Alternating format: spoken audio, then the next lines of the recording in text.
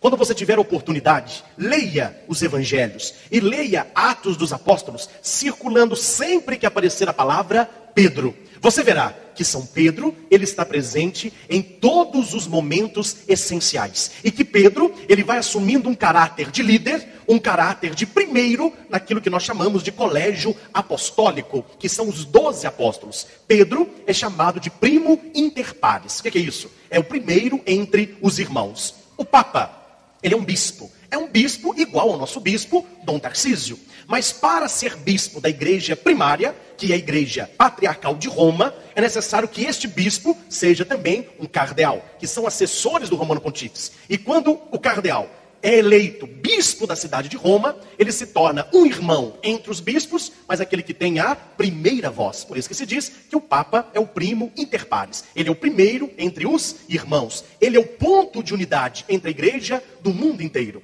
O rebanho católico romano, segundo o último censo, foi calculado em 1,2 bilhão de fiéis. Imagine o peso do ombro do Santo Padre. Ele faz a ligação total com Cristo. Não há uma ligação direta com a igreja se nós não estamos sob a autoridade do Santo Padre. O Papa não é apenas uma figura representativa, não é apenas o chefe da igreja, não é apenas o nosso líder espiritual, mas ele é a ligação íntima e primordial com a única igreja fundada sobre São Pedro. Um dia você terá a graça, se é um dos seus sonhos, de conhecer a cidade eterna, que é Roma.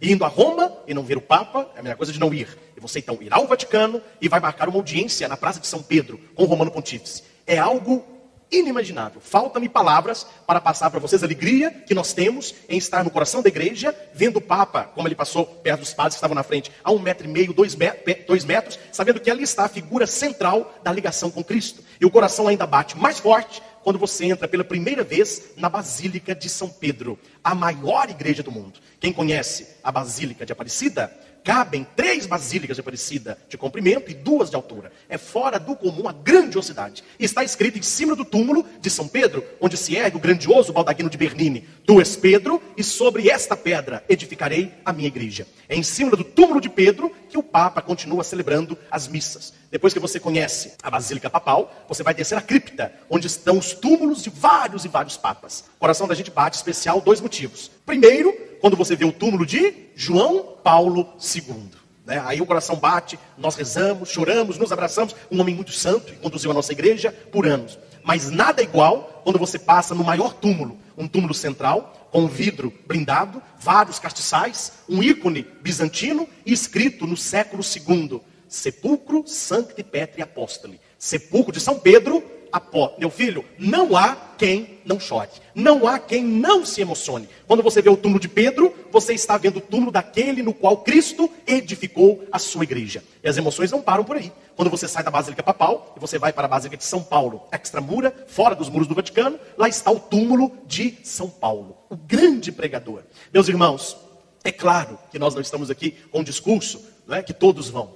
Mas seria bom que, se pelo menos a pessoa não tem esse sonho, ou se a pessoa se vê muito longe de realizar isso, que a pessoa se fundamentasse com uma leitura sólida a respeito da origem da nossa fé cristã católica.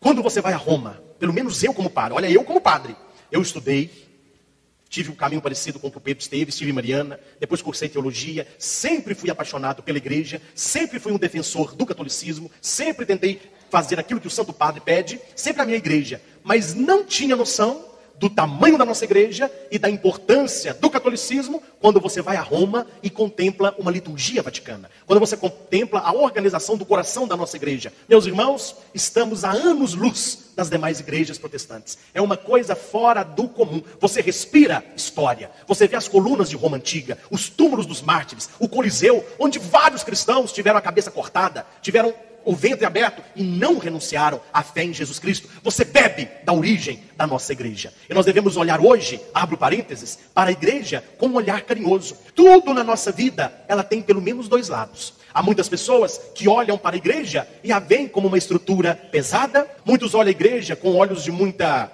reserva, pelos ministros que estão à frente serem celibatários, não serem casados. De vez em quando aparecem na mídia os escândalos de pedofilia e tantos outros pecados horrorosos que são cometidos dentro da igreja. E são realidades palpáveis, porque a igreja não é feita de santos, a igreja é feita de homens. Mas ao mesmo tempo, que no colégio dos 12, Jesus escolheu os 12 e um o traiu, que é Judas. Nós não podemos olhar a igreja e julgar a igreja através de Judas. Tem muito João que ama Jesus e que tenta levar uma vida na palavra. Tem muito Pedro que se transforma num pregador da palavra e tenta levar o povo a Deus. A mesma igreja onde estão os pedófilos, aqueles que não aguentam o celibato, onde estão tantos escândalos, é esta mesma igreja que se encontra Santa Teresinha do Menino Jesus, Santa Edith Stein, São Tomás de Aquino, Santo Agostinho. É nesta mesma igreja que nós estamos. Depende qual dos lados nós queremos estar. Se nós somos do rebanho de Judas, o traidor, ou se nós estamos com Pedro, que apesar de ter negado Jesus 3 vezes, atesta o seu amor trinitariamente. Tu sabes tudo, tu sabes que eu te amo.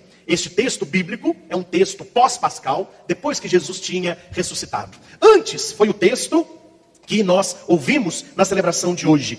Quem dizeis que eu sou? Pedro toma a palavra. Tu és o Messias, o Filho do Deus vivo. Foi uma definição categórica de Pedro. E Jesus elogia. Feliz és tu, Simão, filho de Jonas. O nome dele é Simão. Porque não foi um ser humano que te revelou isso, mas o meu Pai que está nos céus. Por isso eu te digo, tu és Pedro. Olha o jogo, que maravilha. Pedro disse, tu és o Messias. E Jesus diz, tu és Pedro. Mudou o nome de Simão para Pedro. É por isso que o Papa, quando ele vai assumir o papado, primeira coisa que o cardeal Carmelengo pergunta para o cardeal que foi eleito Papa: você aceita? Segunda pergunta que se faz: qual é o nome que você quer ser chamado? Você não pode ter o seu nome, você tem que mudar o nome. O Papa escolhe então um nome. Se aquele nome foi a primeira vez que foi escolhido, vem o algarismo primeiro. Se já houve outros papas com o mesmo nome, vão contar quantos nomes tiveram e vem o algarismo. Eu trouxe para vocês, meus irmãos, e eu vou colocar também no site para que você possa copiar, padrecristianchancar.com.br.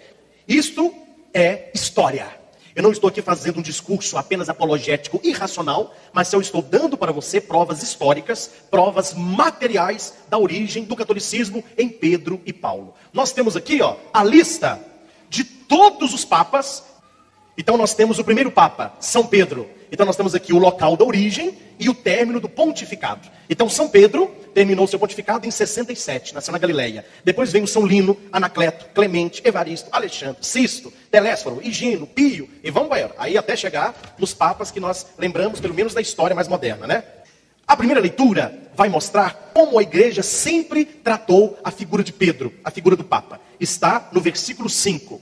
Enquanto Pedro era mantido na prisão, a igreja rezava continuamente a Deus por ele. É por isso que toda missa que você participar, seja no Brasil, seja no exterior, seja nas grandes matrizes ou nas pequeninas capelas, seja com um padre mais culto ou um padre mais humilde, toda missa que você participar, você vai escutar: oferecemos essa santa missa pelo Santo Padre, o Papa. A igreja pegou dos Atos dos Apóstolos este carinho especial para com o Romano Pontífice, que é esta oração que a igreja eleva a ele.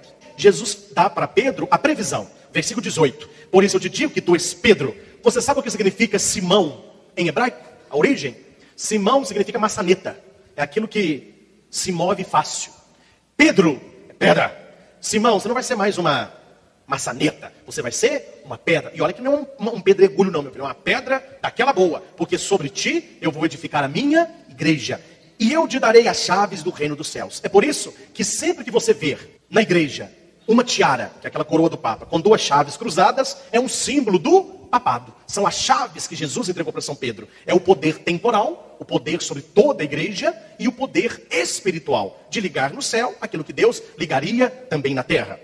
Depois da ressurreição de Jesus, naquela pesca milagrosa, que eu não vou estender, Pedro, ele vem para a praia, e depois que ele comeu o peixinho que Jesus fritou, começa o diálogo. Pedro, tu me amas mais do que esses? E a pergunta é dirigida 3 vezes. E a última Pedro responde: Senhor, tu sabes tudo. Tu sabes que eu te amo. E Jesus diz para Pedro: apacenta os meus cordeiros. Conduz o meu rebanho. Jesus não disse que ele era o bom pastor? Eu sou o bom pastor. As minhas ovelhas me seguem, porque elas conhecem a minha voz. Ela não segue um estranho, antes foge dele, porque o ladrão vem para roubar, matar, destruir. Eu vim para que tenhais vida e vida plena. Jesus disse: eu sou o bom pastor. Neste texto de Pedro, o pastor tem um báculo. Jesus pega o báculo, entrega o báculo para Pedro e diz: apacenta as minhas ovelhas, conduz os meus cordeiros. O que aconteceu aí? Jesus está passando para Pedro o governo de toda a igreja. Depois disso, Jesus é levado aos céus, o Espírito Santo desce e São Pedro já toma frente, ele faz o primeiro discurso apostólico. Ele fala de tudo o que aconteceu. E se você for lendo daí para frente, Pedro sempre tem a última palavra. Tanto que na segunda leitura da missa de ontem, na segunda leitura, no versículo 18, Paulo diz: 3 anos mais tarde, fui a Jerusalém para conhecer Cefas, e fiquei com ele 15 dias. Cefas é Kefas, é pedra, é Pedro. Então São Paulo pregava, mas ele foi ter com Pedro